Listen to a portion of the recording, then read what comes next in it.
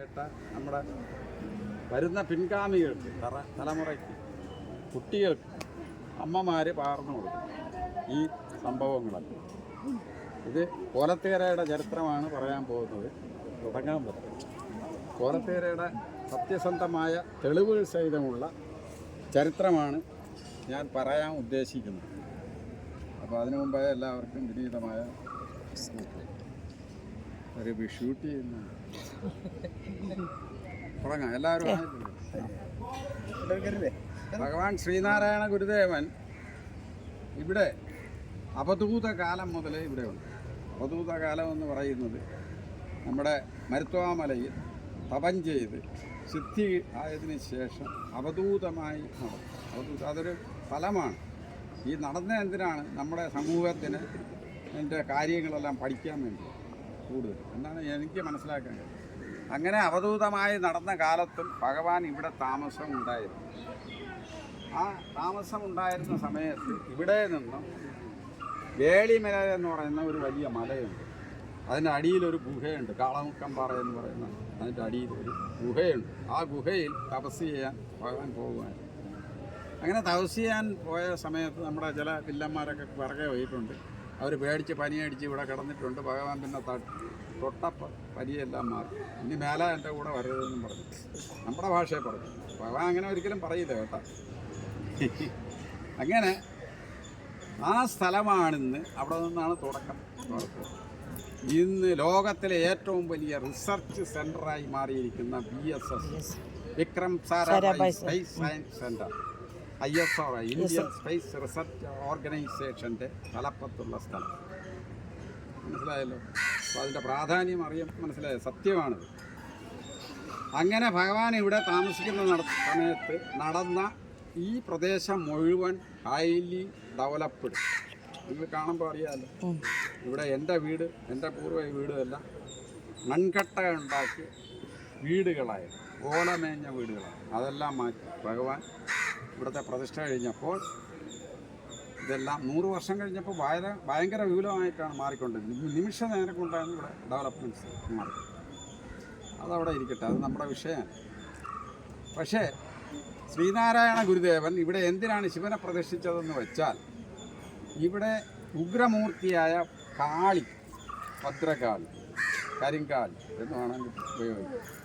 ഈ കാളിയെ വേണ്ടിയാണ് ഇത് ചെയ്തത്. കാളിക്ക് ജന്തുബലി ഉണ്ടായിരുന്നു.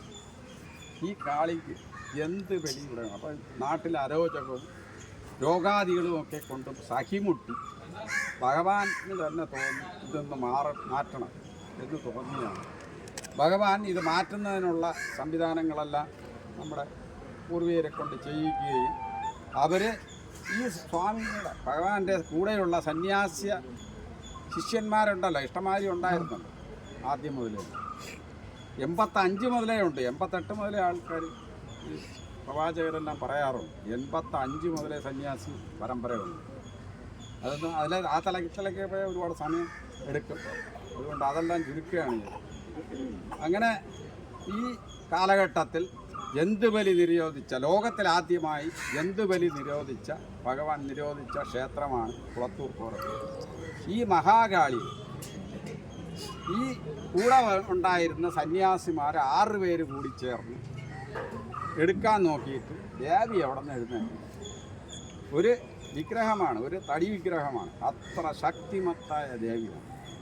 ഈ ദേവിയെ ഭഗവാൻ ഒരു കൈ കൊണ്ട് എടുത്ത് മാറ്റി. എത്ര ശ്രമിച്ചിട്ട് മാറാത്തതുകൊണ്ട് ഭഗവാൻ നേരിട്ട് ചെന്നു. ഭഗവാന്റെ നിർദ്ദേശപ്രകാരം അവിടെ ഒരു തുണിയിൽ പൊതിഞ്ഞ്, അന്നത്തെ ഒരു പട്ട് നമ്മുടെ പൂർവ്വര് പൊതിഞ്ഞ് ഈ വടക്ക് പടിഞ്ഞാറ് കോണിൽ അങ്ങനെ വച്ചിരിക്കുകയാണ്. അതുകൊണ്ടാണ് ഇവിടെ ആരെയും കയറ്റാത്തത്. സ്ത്രീകളെ മാത്രമല്ല. ഇടയ്ക്കൊരു വിവാദമൊക്കെ വന്നു. ശ്രീനാരായണ ഗുരുദേവൻ പ്രതിഷ്ഠിച്ച ക്ഷേത്രത്തിൽ എന്തുകൊണ്ട് സ്ത്രീകളെ കയറ്റുന്നു? സ്ത്രീകളെ അല്ല, ആരെയും കയറ്റില്ല. ഈ പറയുന്ന എനിക്ക് പോലും കയറാൻ അനുവാദം ഉണ്ടെങ്കിലേ കയറണം, ഇല്ലേ? അപ്പോൾ അങ്ങനെയുള്ള ഭഗവാനാണ് ഇവിടെ കോലത്തേര മഹാദേവൻ. ഈ കോലത്തേര മഹാദേവനെ പ്രതിഷ്ഠിച്ചപ്പോൾ ആപാലവൃത്തം ജനങ്ങളും കൂടിയെന്നാണ്. അപ്പോൾ അതിൻ്റെ കൂട്ടത്തിൽ കുമാരു എന്ന് പറഞ്ഞ ഒരു പയ്യന്, ഒരു 10-22 വയസ്സുള്ള പയ്യന് കുമാരുവിൻ്റെ അച്ഛൻ കായിക്കരയിൽ നിന്ന് കൊണ്ടുവന്നു. ഇപ്പം മനസ്സിലായി കാണാമെന്ന് തോന്നുന്നു. അങ്ങനെ കുമാരുവിനെ കൊണ്ടുവന്നു.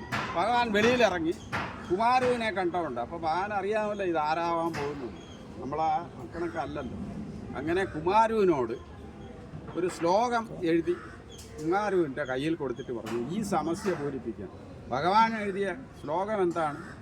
കോലത്തുകര കുടികൊണ്ടരുളും പാലപ്പുറ ചൂടിയ വാരിതിയെ. കുടികൊണ്ടരുളയാണ്. അവിടെ ഒരു സങ്കോചവും ഇല്ലാതെ ഭഗവാനെ സന്നിധാനം ചെയ്ത് അവിടെ ഇരുത്തിയിരിക്കുകയാണ്. എന്ന് പറഞ്ഞാൽ ഒരു കണ്ണിമ വെട്ടുന്ന സമയം പോലും മാറി നിൽക്കാത്ത മഹാദേവനെയാണ് കുളത്തൂർ കോലത്തുകരയിൽ പ്രതിനിധാനം ചെയ്യിച്ചിട്ട് അവിടെ ഇരുത്തിയിരിക്കുന്നത്. പ്രപഞ്ചശക്തിയാണ് മഹാദേവൻ.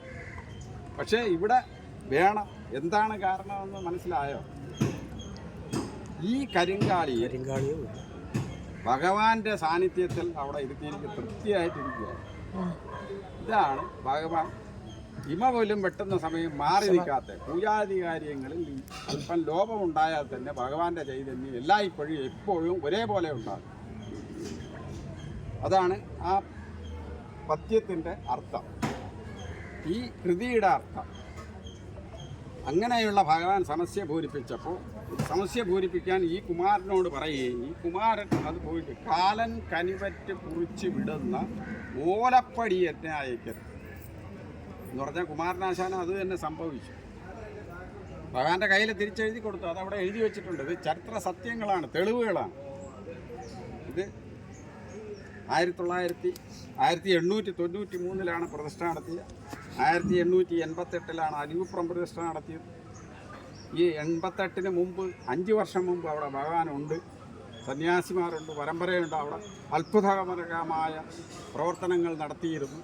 അതിനെക്കുറിച്ച് പഠിച്ചാൽ മണിക്കൂർ പറയേണ്ടി വരും, അത് കിട്ടായി. അങ്ങനെ കഴിഞ്ഞതിന് ശേഷം ഇറങ്ങി ഇവിടെ കോലതീരെ സ്തവം എഴുതി സമർപ്പിച്ചു. കൃതിയല്ല, മന്ത്രങ്ങളാണ്. കോലതീരെ സ്തവത്തിൻ്റെ ആഴത്തിലുള്ള അർത്ഥം മനസ്സിലാക്കിയിട്ടുണ്ട്. അത് കൃതിയാണ്. അണയുന്നോർക്കനുകൂലൻ എന്ന് തുടങ്ങിയ അറിയാമല്ലോ, എല്ലാവർക്കും അറിയാവുന്നില്ല. അതെല്ലാം എല്ലായിടത്തും മഹാദേവനെ പ്രാർത്ഥിക്കുന്നത് കോലതീരെ സ്തവമാണ്. അത് ഇവിടെ ഭഗവാൻ പ്രാർത്ഥനയ്ക്ക് എഴുതി കൊടുത്തതാണ്. ഇതെല്ലാം കഴിഞ്ഞപ്പോൾ ഒരു ഭക്തൻ, നമ്മുടെ സഹോദരൻ അയ്യപ്പനെ മാതിരിയുള്ള ഒരു ഭക്തൻ, സ്വാമി എനിക്ക് ഈ വിഗ്രഹം കല്ലിലൊന്നും ആരാധിക്കുന്നത് ഇഷ്ടമല്ല. അപ്പോൾ സ്വാമിയുടെ ഭക്തനാണ്. അപ്പോൾ സ്വാമിക്ക് അറിയാമല്ലോ ഇതാരാണ്. അപ്പോൾ ഭഗവാന്റെ അടുത്ത് പറഞ്ഞു എനിക്കിതൊന്നും പറ്റൂല, ഈ കൃതിയൊന്നും വായിച്ച് എനിക്ക് ചൊല്ലാനൊന്നും പറ്റൂല. എനിക്ക് ലളിതമായ ഭാഷയിൽ ഒരു പ്രാർത്ഥന എഴുതി തരണം, ഗദ്യപ്രാർത്ഥന. അപ്പോൾ ഭഗവാൻ എന്ത് ചെയ്ത് ഒരു ഗദ്യപ്രാർത്ഥന രൂപപ്പെടുത്തി. അപ്പം തന്നെ ഇവിടെ വച്ച് ഈ ഗദ്യപ്രാർത്ഥന ആ ഭക്തന് കൊടുത്തു. അതാണ് ഗദ്യപ്രാർത്ഥന. നാം ശരീരമല്ല എന്ന് പറഞ്ഞു തുടങ്ങുന്നു, അറിയാമല്ലോ. ഇനി അതിലേക്കൊന്നും കടക്കണ്ടല്ലോ. അങ്ങനെയുള്ള ഗദ്യപ്രാർത്ഥന ഇവിടെ വെച്ചാണ്. പിന്നെ ഭഗവാന്റെ കാര്യം കഴിഞ്ഞു.